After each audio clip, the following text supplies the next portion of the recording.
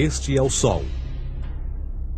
Desde o ano 10.000 a.C., a história abunda em pinturas e escritos que refletem o respeito e a adoração dos povos por este astro.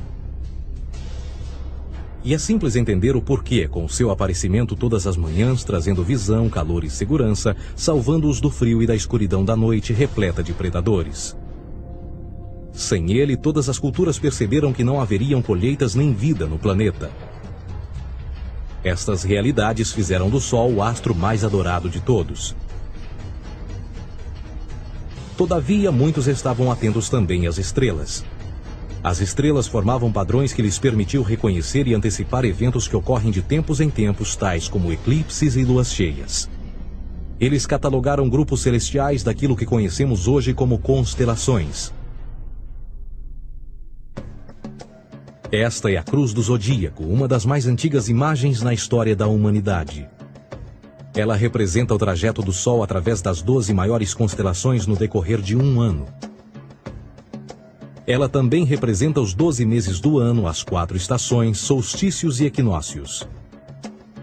O termo zodíaco está relacionado com o fato das constelações serem antropomorfismos ou personificações, como pessoas ou animais. Por outras palavras, as primeiras civilizações não só seguiam o Sol e as estrelas, como também as personificavam através de mitos que envolviam seus movimentos e relações. O Sol, com seu poder de dar vida e de salvar, também foram personificados como se representasse um Criador ou um Deus. Deus Sol, a luz do mundo, o Salvador da humanidade. Igualmente, as 12 constelações representaram lugares de viagem para o Deus Sol e foram nomeados por elementos da natureza que aconteciam nesses períodos de tempo. Por exemplo, Aquários, o portador da água que traz as chuvas da primavera. Este é Horus. Ele é o Deus Sol do Egito de 3.000 a.C. Ele é o Sol antropomorfizado e a sua vida é uma série de mitos alegóricos que envolvem o movimento do Sol no céu. Dos antigos hieróglifos egípcios conheceu-se muito sobre esse Messias solar. Por exemplo, Horus, sendo o Sol, tinha como inimigo o Deus Sete, que era a personificação das trevas ou da noite. E metaforicamente falando, todas as manhãs Horus ganhava a batalha contra Sete. E no fim da tarde, Sete conquistava Horus e o enviava para o mundo das trevas. Será importante frisar que trevas versus luz ou bem versus mal tem sido uma dualidade mitológica onipresente que ainda hoje é usada em muitos níveis. No geral, a história de Horus é a seguinte. Horus nasceu em 25 de dezembro da Virgem Isis Mary. O seu nascimento foi acompanhado por uma estrela no oeste, que por sua vez foi seguida por 3 reis em busca do Salvador recém-nascido. Aos 12 anos era uma criança prodígio nos ensinamentos, e aos 30 anos ele foi batizado por uma figura conhecida por Anup, e assim começou o seu ministério. Horus teve 12 discípulos e viajou com eles, fazendo milagres tais como curar os enfermos e andar sobre as águas. Horus também era conhecido por vários nomes como a Verdade, a Luz, o Filho Adorado de Deus, o Bom Pastor, Cordeiro de Deus, entre muitos outros. Depois de ter sido traído por Tifão, Horus foi crucificado, enterrado por 3 dias e então ressuscitou. Estes atributos de Horus, originais ou não, parecem influenciar várias culturas mundiais e muitos outros deuses encontrados com a mesma estrutura mitológica. Atis da Firígia nasceu da Virgem Nana em 25 de dezembro. Crucificado, foi posto na tumba e 3 dias depois ressuscitou. Krishna, da Índia, nasceu da Virgem Davaki com uma estrela no ocidente assinalando sua chegada, fez milagres juntamente com seus discípulos e após sua morte ressuscita. Dionísio da Grécia nasceu de uma virgem em 25 de dezembro. Foi um professor peregrino que praticou milagres como transformar água em vinho e é referenciado como Rei dos Reis, Filho unigênito de Deus, o início e o fim, entre muitas outras coisas, e após sua morte ressuscitou. Mitra da Pérsia nasceu de uma virgem em 25 de dezembro. Ele teve 12 discípulos e fazia milagres. E após sua morte foi enterrado por 3 dias e então ressuscitou. Ele também foi chamado de a Verdade, a Luz, entre outros. Curiosamente, o dia sagrado de adoração a Mitra era um domingo. O que que importa salientar é que existiram inúmeros salvadores em diferentes períodos em diversos lugares da Terra que preenchem essas mesmas características. A pergunta que não quer calar: o porquê desses atributos? Por que o nascimento de uma virgem em 25 de dezembro? Por que a morte e a ressurreição após 3 dias? Por que os 12 discípulos ou seguidores?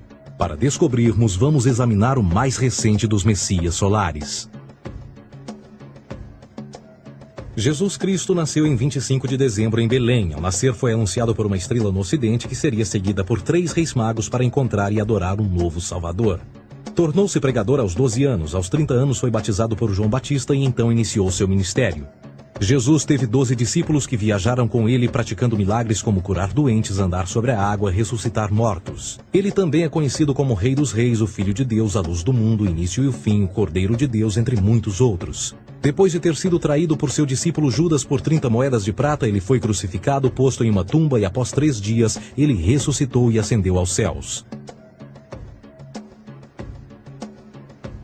Em primeiro lugar, a sequência do nascimento é completamente astrológica. A estrela no ocidente é Sírius, a mais brilhante do céu noturno, que a cada 24 de dezembro se alinha com outras 3 estrelas brilhantes no cinturão de Órion. Essas 3 estrelas brilhantes são chamadas hoje, como eram na antiguidade, 3 reis, 3 Marias no Brasil e Portugal. Os 3 reis e a estrela mais brilhante, Sírius, todas apontam para o nascer do Sol em 25 de dezembro. Esta é a razão pela qual os 3 reis seguem a estrela a oeste em uma ordem que apontam ao amanhecer. O nascimento do Sol.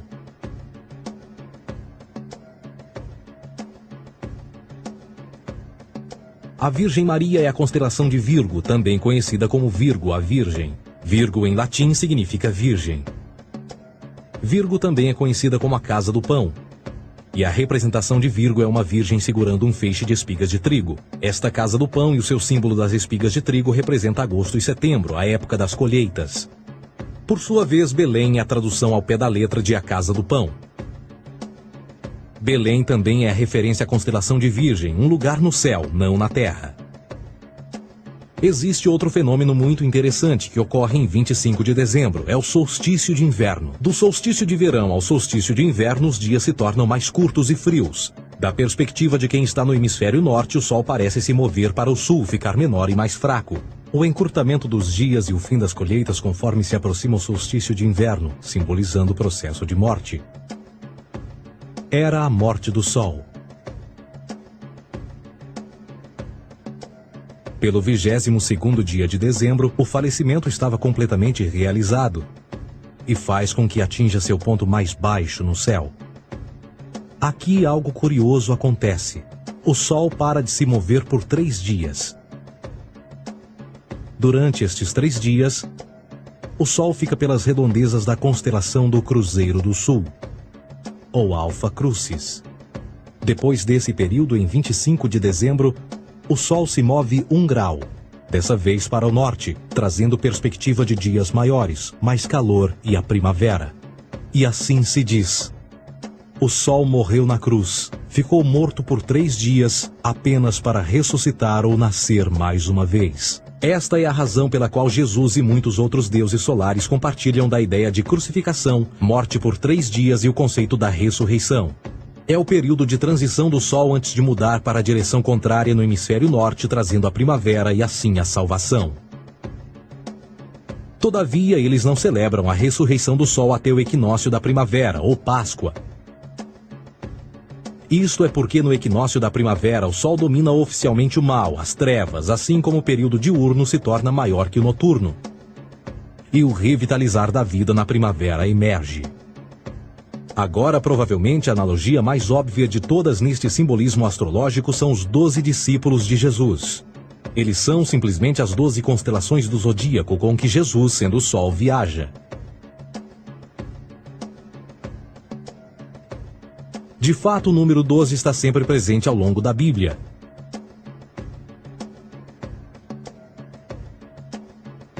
Voltando à cruz do zodíaco, o elemento figurativo da vida é o Sol. Isto não é uma mera representação artística ou ferramenta para seguir os movimentos do Sol. Era também um símbolo espiritual pagão. Uma logografia similar a isto. Isto não é um símbolo do cristianismo. É uma adaptação pagã da cruz do zodíaco.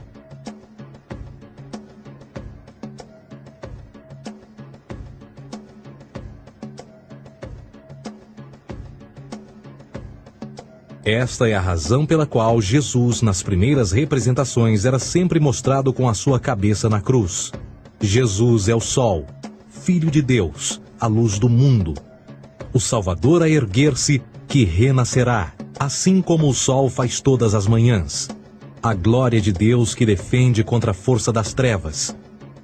Assim como renasce a cada manhã, e que pode ser visto através das nuvens, lá em cima nos céus, com a sua coroa de espinhos ou os raios de sol.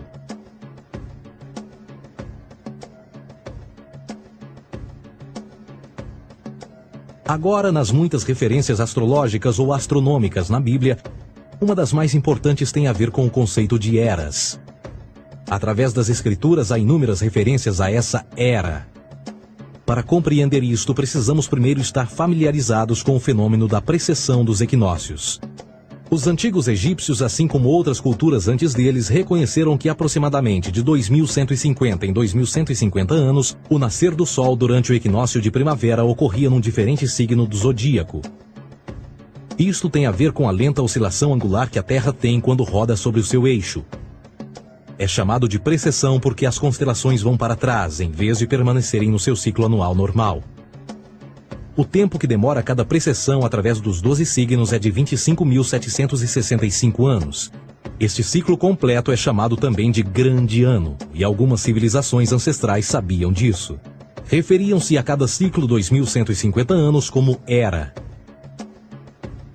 De 4.300 a.C. a 2.150 a.C. foi a Era de Touro. De 2.150 a.C. a 1 d.C. foi a Era de Áries. E de 1 d.C. a 2.150 d.C. é a Era de Peixes, a era que permanecemos nos dias de hoje. E por volta de 2150 entraremos na nova era, a Era de Aquários. Agora a Bíblia refere-se por alto ao movimento simbólico durante 3 eras, quando se vislumbra já é uma quarta. No Velho Testamento, quando Moisés desce o Monte Sinai com os 10 mandamentos, ele está perturbado ao ver sua gente adorar um bezerro dourado. De fato, ele até partiu as pedras dos 10 mandamentos e disse a todos para se matarem uns aos outros para purgarem o mal. A maior parte dos estudiosos da Bíblia atribuem esta ira de Moisés ao fato de os israelitas estarem adorando a um falso ídolo, ou algo semelhante. A realidade é que o bezerro dourado é o Taurus, touro. E Moisés representa a nova era de Áries. Esta é a razão pela qual os judeus ainda hoje assopram com o chifre do carneiro. Moisés representa a nova era de Áries. E perante esta, todos têm de largar a velha. Outras divindades, tais como Mitra, marcam essa transição também. Um deus pré-cristão que mata o touro, na mesma linha simbólica. Agora Jesus é a figura portadora da era seguinte à de Áries, a Era de Peixes. O simbolismo de peixes é abundante no Novo Testamento, assim como Jesus alimenta 5.000 pessoas com pão e 2 peixes. No início do seu ministério, enquanto caminhava ao longo da Galileia, conhece 2 pescadores que o seguem. Agora reflita se voltar a ver um adesivo em formato de peixe escrito Jesus na traseira dos carros. Poucos sabem o que aquilo no fundo representa. É um simbolismo astrológico pagão para o reinado do Sol durante a Era de Peixes. Jesus assumiu também que a data do seu nascimento é também a data do início desta era. Em Lucas 22:10, quando Jesus é questionado se a próxima passagem será depois de ele ir embora, Jesus responde: Eis que quando entrardes na cidade, encontrareis um homem levando um cântaro de água. Segui-o até a casa em que ele entrar. Esta escritura é de longe a mais reveladora de todas as referências astrológicas. O homem que leva um cântaro de água é Aquários, o portador de água, que é sempre representado com um homem despejando uma porção de água. Ele representa a era depois de Peixes, e quando o Sol, Filho de Deus, sair da era de Peixes, Jesus, entrará na casa de Aquários, e Aquário é antes de Peixes na precessão dos equinócios. Tudo o que Jesus diz é que depois da era de Peixes chegará a era de Aquário.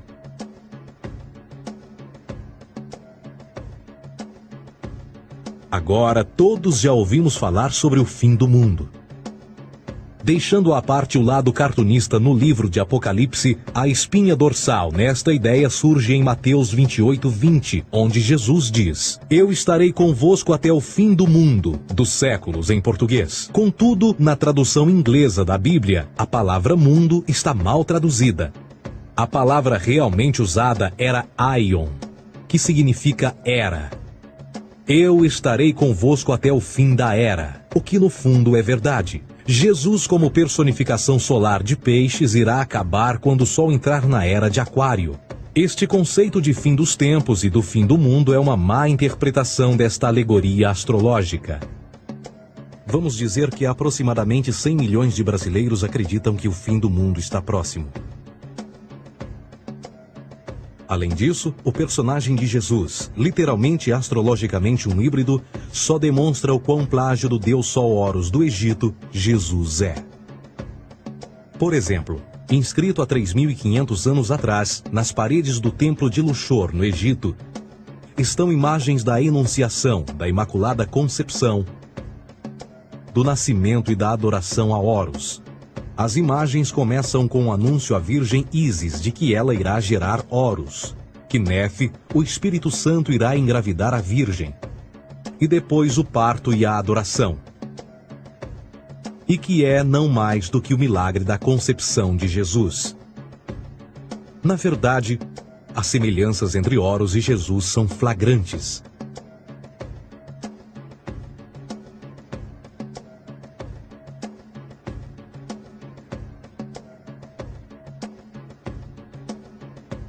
Testemunhos e por aí adiante.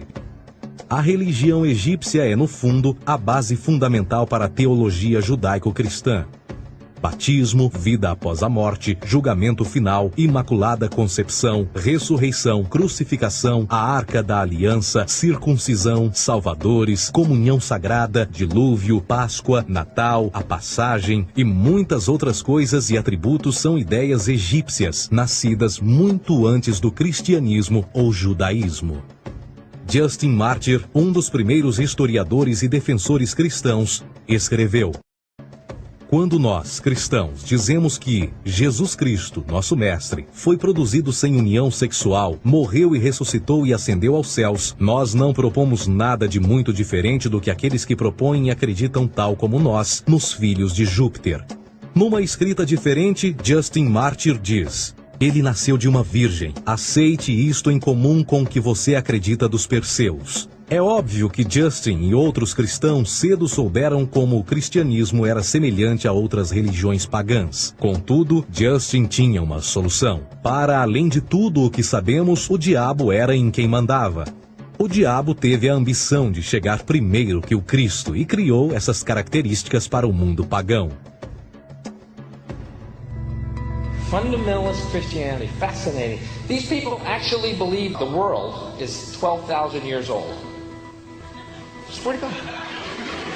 I actually asked one of these guys, okay, dinosaur fossils. He says, dinosaur fossils? God put those here to test our faith.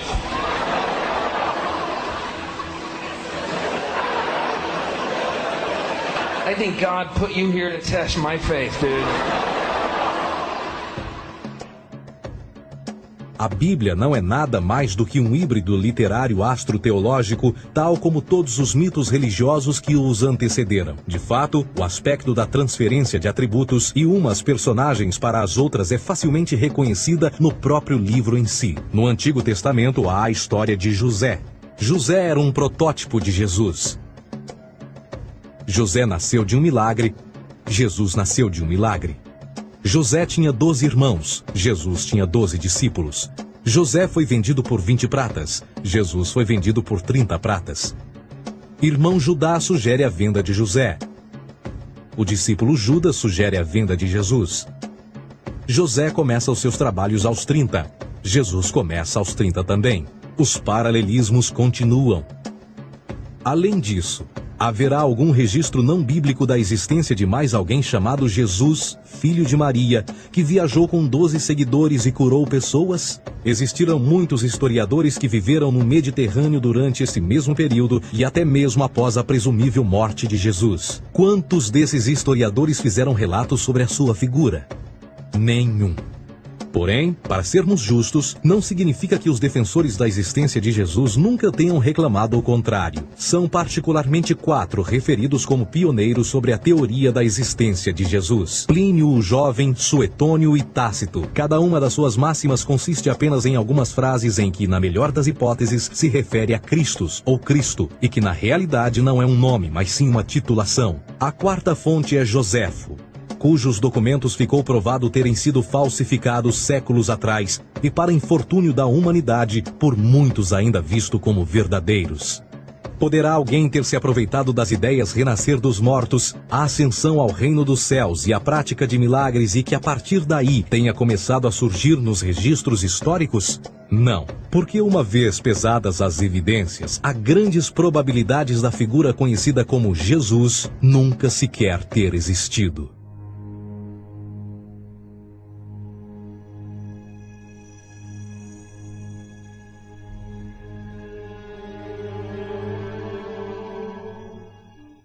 We don't want to be unkind, but we want to be factual. We don't want to cause hurt feelings, but we want to be academically correct in what we understand and know to be true. Christianity just is not based on truth.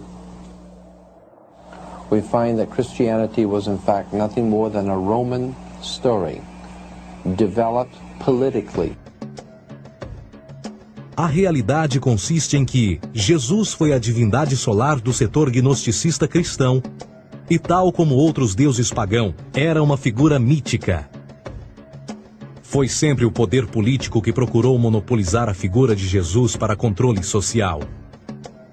Por volta de 325 d.C., em Roma, o imperador Constantino reuniu o Concílio Ecumênico de Nicéia e foi durante esta reunião que as doutrinas políticas com motivação cristã foram estabelecidas e assim começou uma longa história de derramamento de sangue e fraude espiritual. E nos 1600 anos que se seguiram, o Vaticano dominou politicamente e com mão de ferro toda a Europa, conduzindo-a a um período de obscurantismo, onde o conhecimento era apenas um privilégio da Igreja, as Cruzadas e a Santa Inquisição.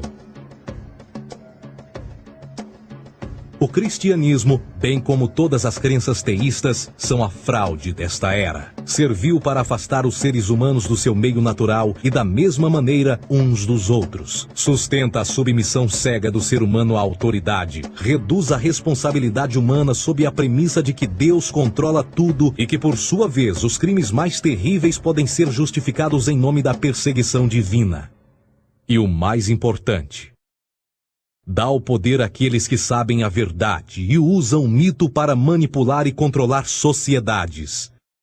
O mito religioso é o mais poderoso dispositivo já criado e serve como base psicológica para que outros mitos floresçam ou justifiquem.